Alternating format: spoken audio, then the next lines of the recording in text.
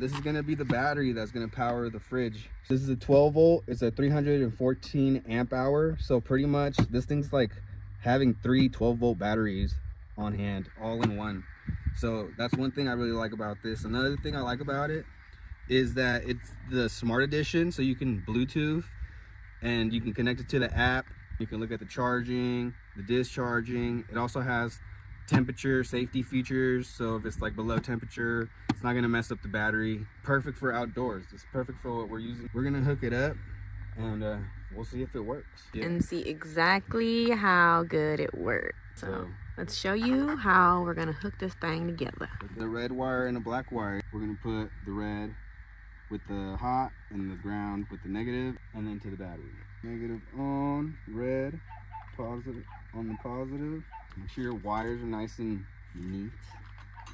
You don't want them crossing or none of that stuff. See if we get a spark. Might get a spark. No spark.